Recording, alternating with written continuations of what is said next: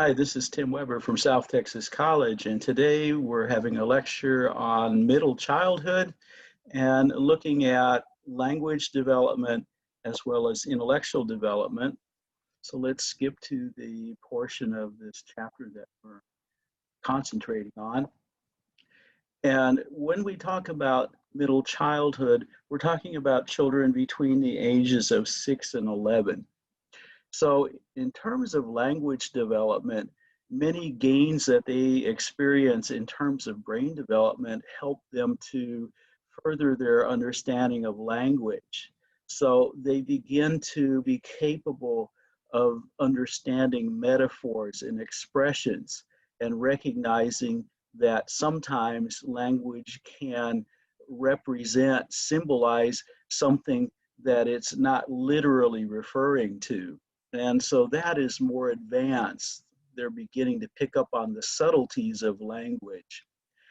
And they also may increase their vocabulary as much as 20 words a day.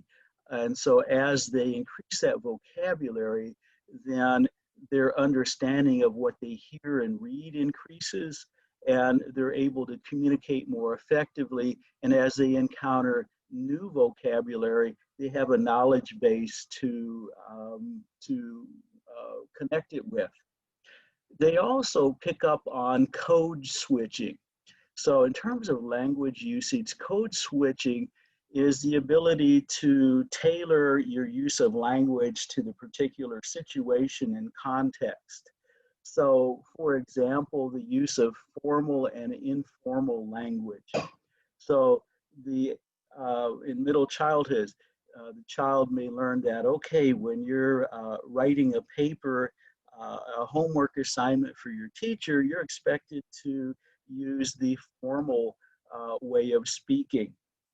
On the other hand, with your friends, you can use slang, so forth, or they may learn that when you're speaking to your friends, you can use certain words that you can't use if you're speaking to your grandma or your priest. You get the idea.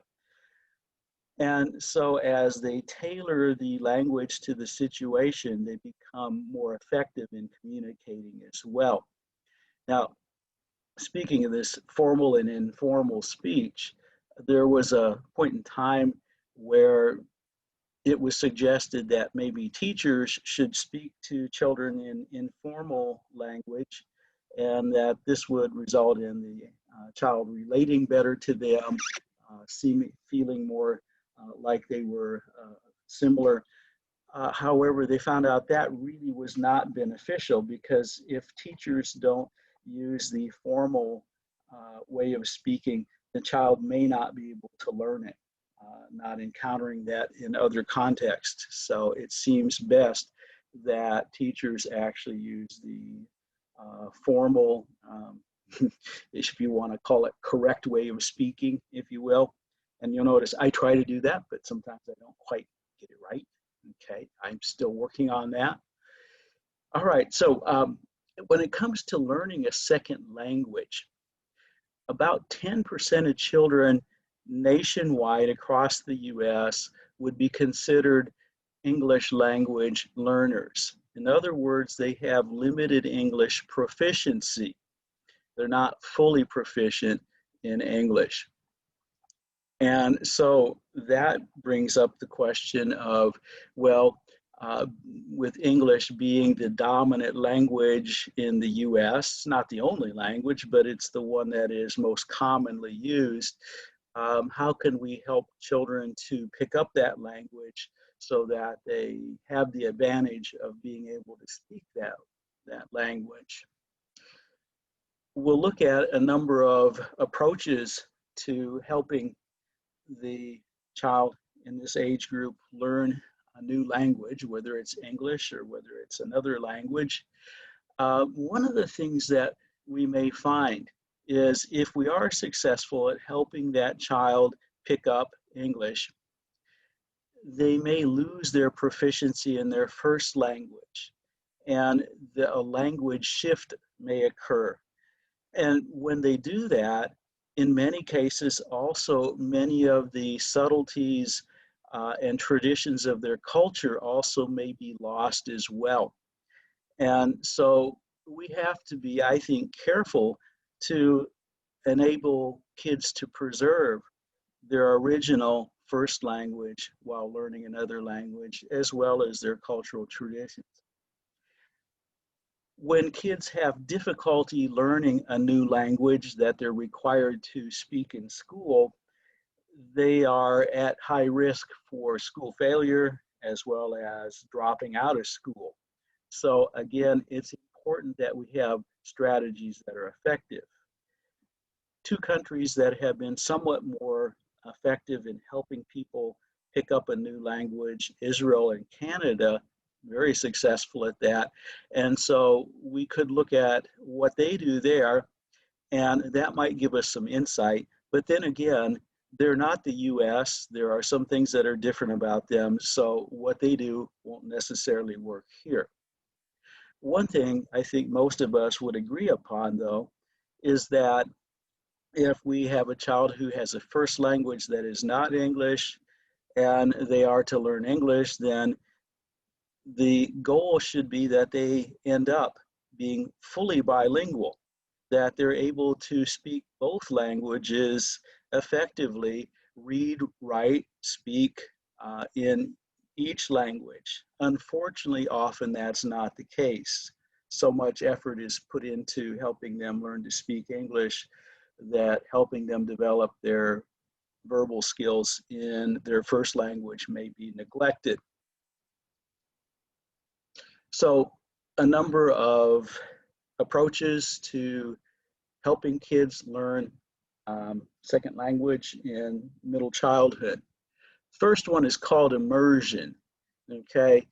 This is, they just take the child and they don't know how to speak English and they just throw them in there with all the rest of the kids that already speak English. It's kind of like taking somebody that doesn't know how to swim and throwing them in the deep end of the pool. And you kind of know what are the results going to be. Well, you might be surprised when it comes to learning a second language. A few of the kids who are given this approach will actually pick up that second language, even in middle childhood. A few do, but many of them never become proficient in that second language.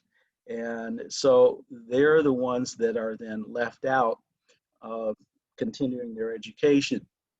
So not the most effective, although sometimes people do it. And I know being here in the Rio Grande Valley, some of you may have come into school here, maybe from across the border in another country, and you didn't know any English and they put you in with the other kids and somehow you did it. I've had many students who they tell me that is their story. Yeah. And so we're not saying it can't happen, just saying that there will be a lot of kids that are sort of left behind with that approach. Second approach is the bilingual education approach. And so the child is taught subjects both in their first language as well as that second language. And so that gives them exposure to both languages. That can be effective. Generally is going to be more effective than simple immersion. Third approach is the English as a second language approach, the ESL approach. So here, what they do is the child that needs to learn English, they first are given an intensive course in basic English. They don't worry about other subjects and topics. They just begin learning the language. And once they become proficient enough at the basics of English, then they include that learner in classes where there are other native English speakers, people who had English as their first language, and the child knows enough English that they can quickly pick up what they don't know. So that can be very effective. Again, you will see that being used some places here in the Rio Grande Valley. Other places you may see more of the bilingual approach. Okay, now, there are a number of factors that then that influence whether a child is going to be successful at learning a new language. One of them is home literacy. If there is high literacy in their home, no matter what language it might be, they're more likely to learn that second language. And being exposed to a language-rich environment, even if it's another language, seems to help. Secondly, it requires teachers who are caring, who really want the child to succeed, and also have skill at working with children who are English language learners. And that indeed is a special skill. Now, on the other hand, if children are made to feel stupid because they don't know that language, or if they're isolated, if they are ridiculed by other kids and the other kids ignore them or avoid them, they are likely to fail. So those are some things we need to take into account. So having a look at then teaching and learning in middle childhood, this is one of the key things that children are doing at this point in time, spending much of their time at school. The specifics of education vary by nation and community. One of the things that you will encounter anywhere is what they sometimes call the hidden curriculum. And so this is the attitudes, this is the sort of unspoken things that are communicated by the education system, even though they're never written down as particular goals for the child to learn. Unwritten priorities. You know, the curriculum is what the child is supposed to learn, right? But this is the hidden one. So let me give you an example of that. So if the child comes to school and they find that all of the equipment is all worn out and run down, there's broken things like a water fountain's been broken for years, there's the school is dirty, the teachers don't seem to care, the materials for education like their books are outdated, nobody seems to care, teachers are unprepared. What's that tell a kid? Now, it doesn't directly state it, but the child quickly figures out that, well, them learning something is not much of a priority around there. It must not be really that important that they learn anything, because otherwise somebody put in some money and some effort into this. On the other hand, if the child shows up to the school and they have kept the school as clean as they possibly can, they've kept the facilities working as well as possible, gotten the best materials that they could get a hold of, that the teachers there do care, that they're prepared and excited for the child to learn, that's going to tell them something else. That's going to tell them, wow, this is really important. And so, wow, I really have no other choice but to get busy and see what I can learn here. So you can see that tells them something. And it's never written anywhere, but the child quickly picks up what's being communicated. Or I'll give you another example.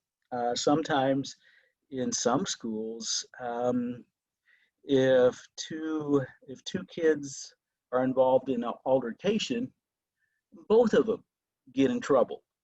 Both of them get suspended or what have you, no matter what. Now, what's that tell kids?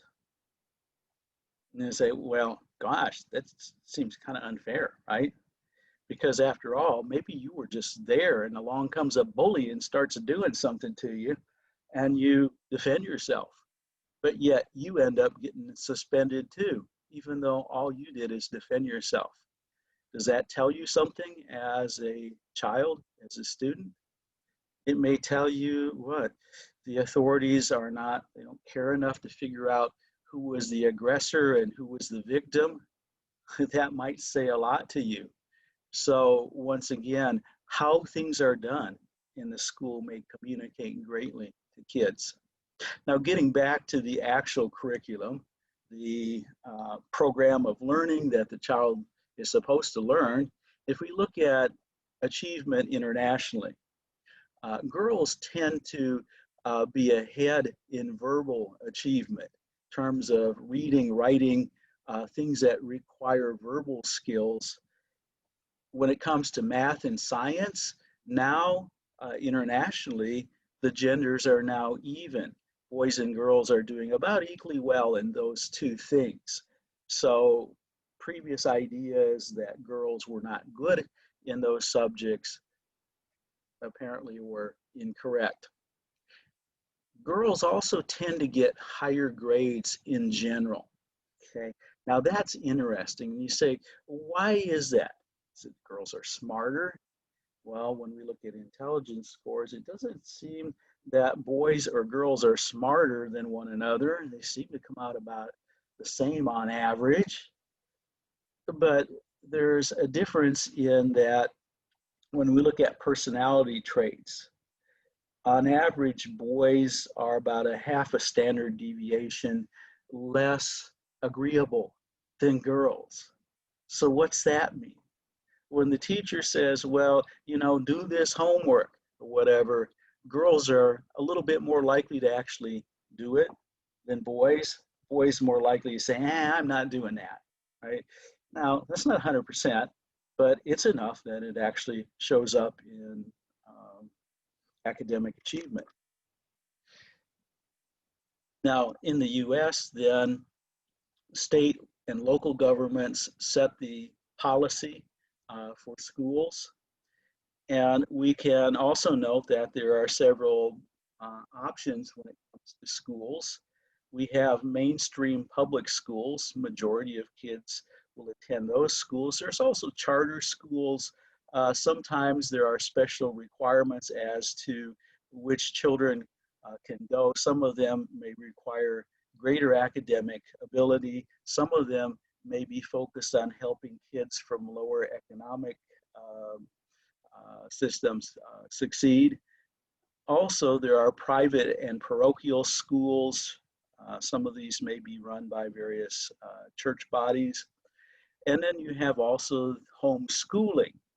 Now, homeschooling wasn't too common until we had the coronavirus pandemic. And so when we talk about homeschooling here, this would be apart from the other types of schools where the parents take it upon themselves to educate their child without the assistance of these other schools. But today, yeah, we're having a lot of students in each type of schools now doing their work at home, right? So we'll see how, hopefully that won't last too long, but there you go, okay. So now let's have a look at measuring then intellectual abilities and trying to make something move on my screen. So we have then aptitude tests. Aptitude tests are supposed to identify the child's potential to master specific types of skills or specific types of knowledge. Or in the case of intelligence tests, IQ tests are intended to measure intellectual potential. In other words, how well is the child apt to do at intellectual tasks? So these are aptitude tests, are tests that are designed to predict how well kids will do. Achievement tests are given in order to assess how much has the child learned or what have they learned.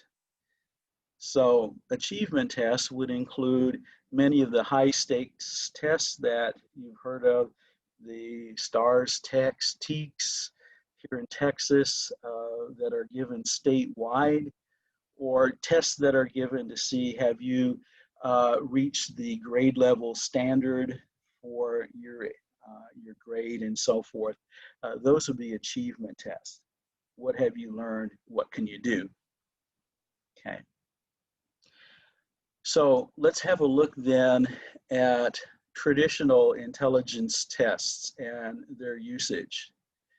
The most commonly used intelligence tests educationally as well as within psychological assessments are the Stanford-Binet and the Wechsler intelligence scales for looking at this age group for children. So that's known as the WISC. There are also Wechsler tests for other age groups. So these tests are given by licensed professionals, given on a one-to-one basis, individually administered tests. The tests, as well as the procedures used, are designed to eliminate other effects other than intellectual ability. So eliminating the effects of experience as much as possible, or cultural background, or even reading ability. Yes, the child will not be asked to read anything on these intelligence tests because we're not testing their ability to read. We're testing their intellectual aptitude and how likely they are to do well on intellectual tasks. As the examiner gives the intelligence test, if there are any conditions that might bias the results, throw off the results, that is to be noted. And if they are significant, then the test is to be discontinued and given once again later when the child is able to actually exhibit their capabilities. So what kinds of things might bias the results of one of these tests? Severe anxiety. So if the child is so nervous that they can't pay attention, obviously you can't measure their ability. Inattention. If the child is unable to pay attention to the items on the test, we can't measure their ability. Hostility. So if they are hostile to the test, they don't want to make an effort, then we need to discontinue it and try again later. If the child is ill, fatigued, or if they have experienced a significant trauma in the very recent future, like within the last couple of days or so, all of these things may prevent them from demonstrating their true abilities. So these then indicate the test needs to be given once again later when they're capable. So in interpreting the results, the mean score, in other words, the average score on both of these tests is 100. What we'll find, 65% of the population will end up with a score between 85 and 115. Now, when we then look at intelligence testing, these traditional IQ tests were based on the idea that intelligence was a general ability. In fact, they called it general intellectual ability, and it was referred to as G. And the idea also was that intelligence was primarily inherited as well. Now, there's a lot of research that does support the idea that intelligence is a general ability, although there will be differences in specific abilities. So there is some truth to that. And there's also some significant research that also one's genetic background does have a significant influence on how well they do on intelligence tests. Now, having said that, test scores have risen steadily over the past 100 years. And to the extent that they've had to renorm the test. In other words, they've had to adjust the scoring on the test so that 100 will remain as the average score. To put it another way, the average person 75 years ago taking the test today, if we could somehow zip them into the future till today, the average person would score a 77 today rather than 100. So why are people capable of demonstrating more intellectual ability today than they were 100 years ago? Okay, well, a number of factors influence this. What was different 100 years ago that influenced intellectual ability?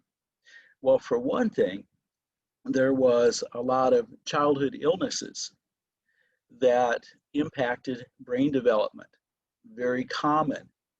And if the child survived those, this might impact their intellectual capability. Many of those illnesses have been all but wiped out by immunizations now. That's one of the reasons immunizations are so important. Second reason that people show more intellectual potential today is that there is less malnutrition. 100 years ago, malnutrition was relatively common, and today we don't seem to be having so much a lack of nutrients as it is too many calories. But in terms of malnutrition, not so much today. So how does that affect the scoring average? Well, malnutrition impacts brain development, and therefore those who are impacted by this, the average is going to be lower 100 years ago. Also, today, education is more readily available. So today, a person can easily at least complete high school, and college is available to many. So people are given more opportunity today to develop their intellectual potential. 100 years ago, people may have only completed a few grades in school. I know with my grandfather, he went to the 4th grade, and then after that, he went out to work on the farm. That was it. So all of these things impact how the average comes out. That's why people can do more on average today. Now, just to take a little side trip, let's look at alternative views of intelligence. These look at intelligence as being a multifactorial thing rather than just a general intellectual ability. So I'm going to describe these approaches to intelligence, and then I'll tell you a little bit about my thoughts on them. So one approach is the multiple intelligence approach, and this was promoted by Howard Gardner, and he identified 8 different types of intelligence. Some of them coincide with traditional ideas of intelligence like linguistic intelligence, that's the ability to use language effectively.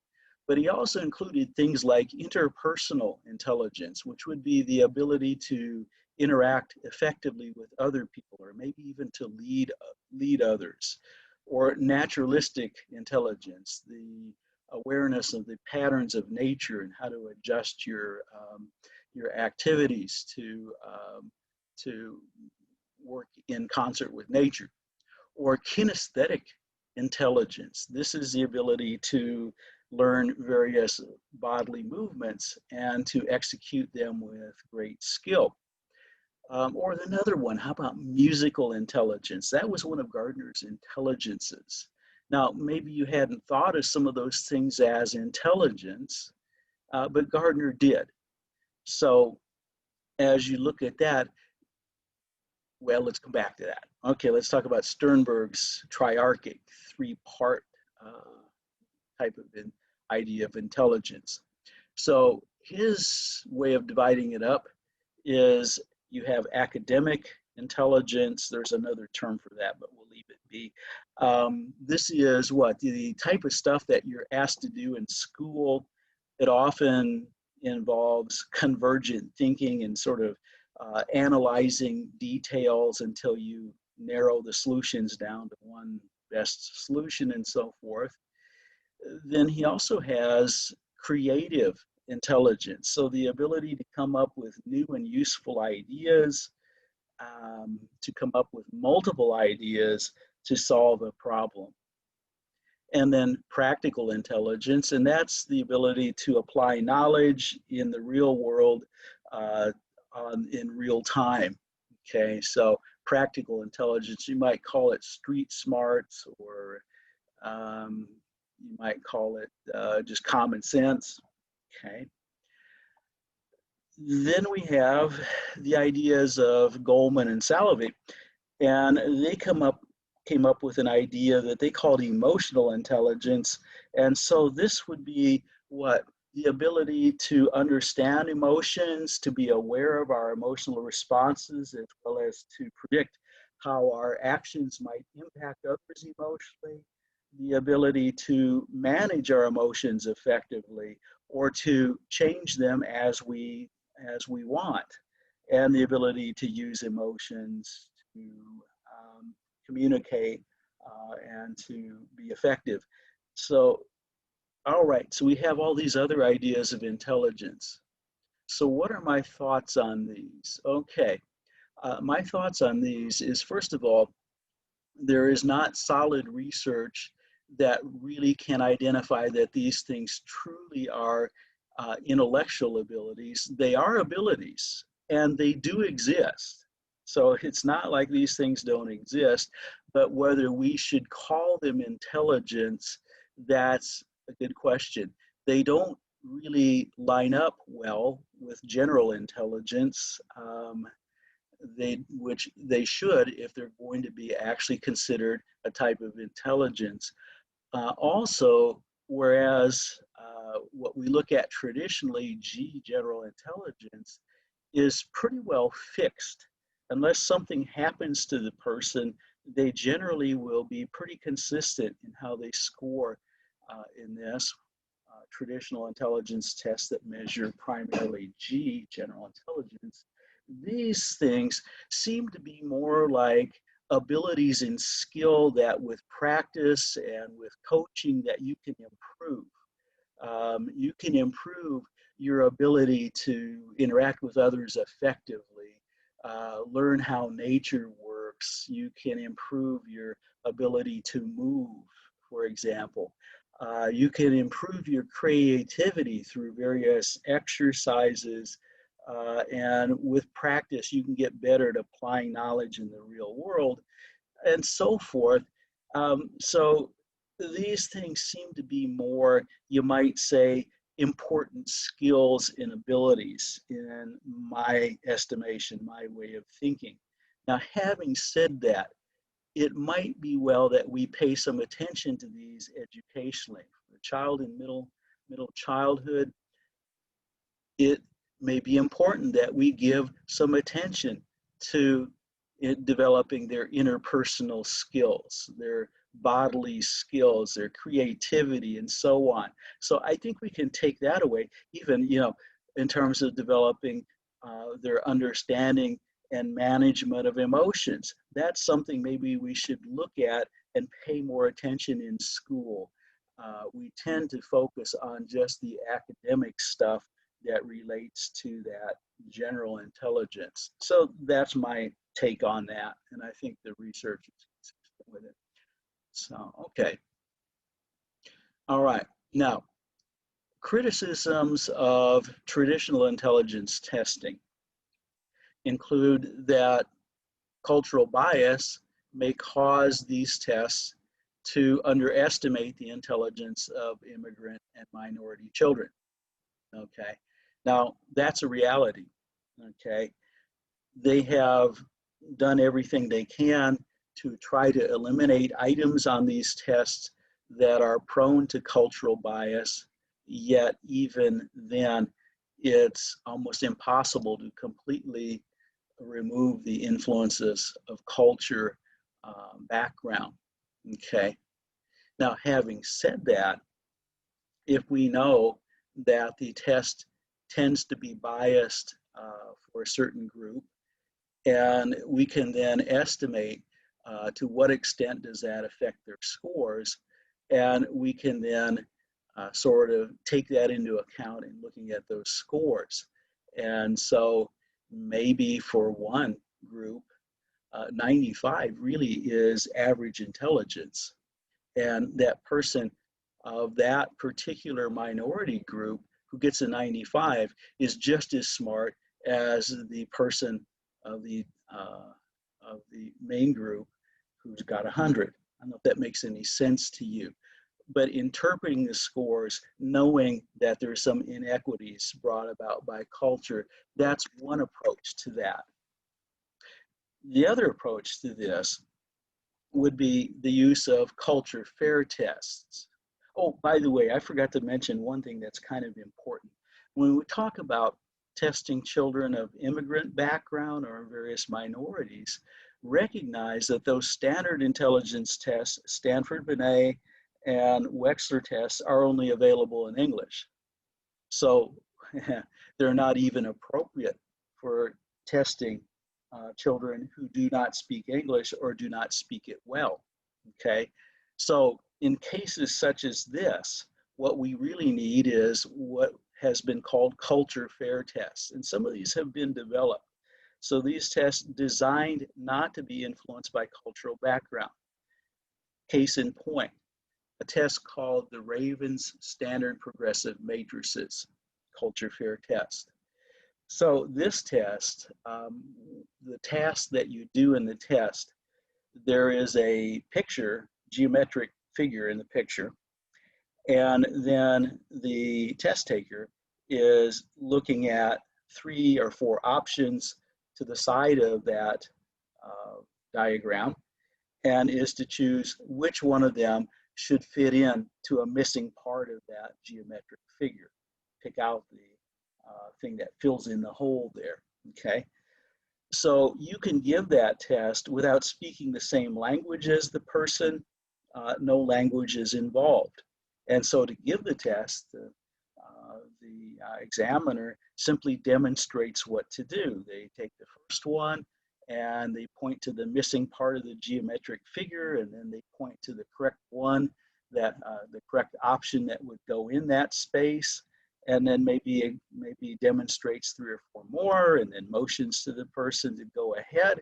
And you can test anybody, speaks any language. Pretty good at estimating a person's intellectual ability, believe it or not. Okay, so in a case where we have a person that does not speak English, or there's significant cultural differences, really this is what should be used. Now, why is it important to be aware of intelligence testing and some of the intricacies of this? Because it affects the diagnosis of intellectual disability. I've just ID intellectual disability, okay? It affects then the educational program that a child may be put into. If that intelligence test indicates that they are special needs for special education programs, if this is diagnosed incorrectly, the program may not be appropriate for the child. It may prevent them from developing their full intellectual potential. So correct interpretation of test scores, the right test, is really important. So let's also then have a look at sort of the extremes of intelligence. So in the upper extreme, you have people who can score 130 and over in those standardized intelligence tests. Or we also have some kids, maybe they have some special ability in one area, if not overall. These kids we might call gifted, and they may benefit from advanced programs where they can move forward more quickly in their education, or can take on more advanced materials. These kids may get bored at the pace other kids go, may benefit from that. Now, often we think of gifted kids as being kind of oddballs and kind of weird and nerdy, but the actual research about that says most of them, yeah, they fit in pretty well with others. They're okay socially, but they just have these special abilities. So we don't maybe worry so much about them, even with just a, typical educational program. They'll probably do okay if they apply themselves, right? Now, on the other hand, intellectual disability may possibly exist if we have a valid intelligence score, if the child can only obtain a valid intelligence score that is below 70.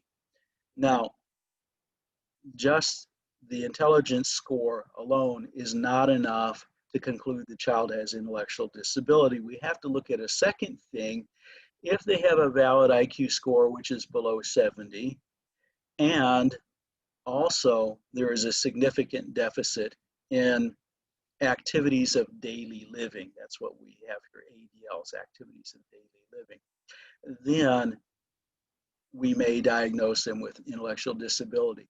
But if only one of these is present, okay, then this is not diagnosed as intellectual disability.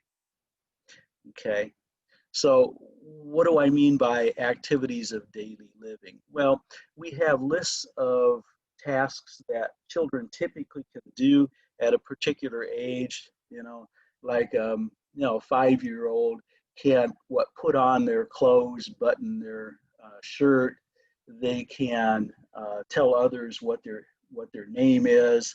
They can they know they're supposed to look both ways before crossing the streets, things like that. So if a child can do the same thing that a typical child their age can do, no matter what their intelligence score is, they don't have intellectual disability. Okay. So both of these have to be in effect for it to be considered intellectual disability.